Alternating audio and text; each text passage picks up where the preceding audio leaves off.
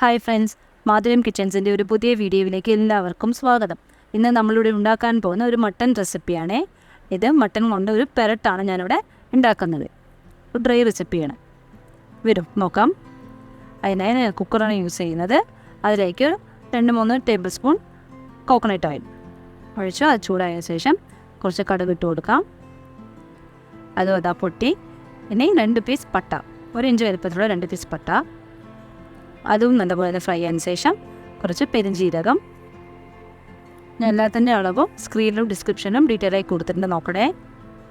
ഇനി കുറച്ച് ഇഞ്ചിയും വെളുത്തുള്ളി ചതച്ചത്, ഇതൊരു 5-6 വെളുത്തുള്ളിയും ഒരു ചെറിയ പീസ് ഇഞ്ചിയും. ഈ ചാനൽ ആദ്യമായി കാണുന്നവരാണെങ്കിൽ സബ്സ്ക്രൈബ് ചെയ്ത് ലൈക്ക് ചെയ്ത് ഷെയർ ചെയ്ത് സപ്പോർട്ട് ചെയ്യണേ. ഇതാ നമ്മൾ ചതച്ചിട്ട് ഇഞ്ചിയും വെളുത്തുള്ളിയെല്ലാം നല്ലപോലെ ഫ്രൈ ആയിട്ടുണ്ട്. ഇനി അതിലേക്ക് നമുക്ക് കുറച്ച് പേസ്റ്റും ഇട്ട് കൊടുക്കാം. ഇഞ്ചിയും വെളുത്തുള്ളിയും പേസ്റ്റ് അതൊന്ന് വഴറ്റി കൊടുക്കാം.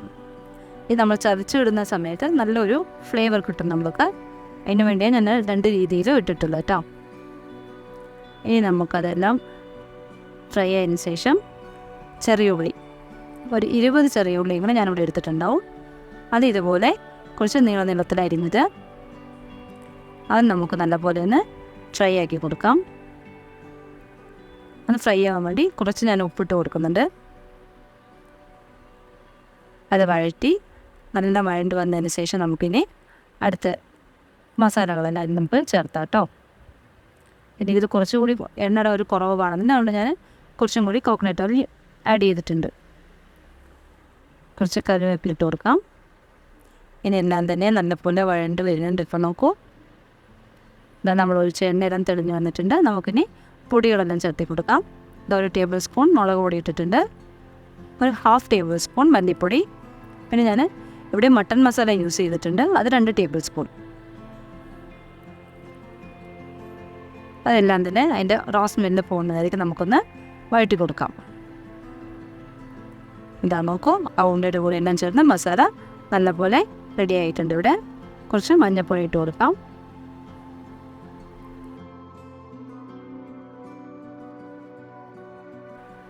അത് നമുക്ക് നല്ലപോലെ ഒന്ന് ഫ്രൈ ആക്കി കൊടുത്തിട്ട് നമുക്ക് നെക്സ്റ്റ് 2 തക്കാളി അരിഞ്ഞ് വെച്ചിട്ടുണ്ട്, അത് നമ്മൾക്ക് ഇതിലേക്ക് ആഡ് ചെയ്ത് കൊടുക്കാം.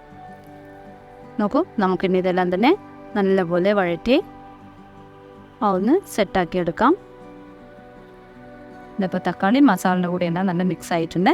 ഇനി നമ്മളിവിടെ എടുത്ത് വെച്ചിരിക്കുന്നത് മട്ടൻ നമ്മൾക്ക് അതിലേക്ക് ഇട്ട് മിക്സ് ചെയ്ത് കൊടുക്കാം. ഞാൻ 1 കിലോ മട്ടനാണ് ഇവിടെ എടുത്തിട്ടുള്ളത്. നോക്കൂ, അതെല്ലാം തന്നെ നമ്മൾ മസാലയിലേക്ക് നല്ലപോലെ പുരട്ടി കൊടുക്കാം. ഇതാ എല്ലാം തന്നെ നല്ലപോലെ മിക്സ് ആയിട്ടുണ്ട്. ഇനി ഇത് നമുക്ക് ആവശ്യത്തിനുള്ള ഉപ്പും കൂടി ഇട്ട് നമുക്ക് കുക്കറ് വിസിലിട്ട് വേവിക്കാം. ഇതിപ്പോൾ ഓരോ മട്ടൻ ഓരോ വേവായിരിക്കും, അപ്പോൾ നിങ്ങൾ അതിനനുസരിച്ച് വിസിലിട്ടെടുത്തോളൂ. ഞാനിവിടെ ഒരു 3 വിസിലാണ് ഇട്ടെടുത്തിട്ടുള്ളത്. ഇപ്പോൾ ഇതെല്ലാം തന്നെ നല്ലപോലെ മിക്സ് ആക്കിയിട്ടുണ്ട്. ഇനി ഇതിലേക്ക് നമുക്ക് കുറച്ച് വെള്ളം ആഡ് ചെയ്ത് കൊടുക്കാം. നല്ല തിളപ്പിച്ച് വെള്ളമാണ് ഒഴിച്ചു കൊടുക്കേണ്ടത് കേട്ടോ.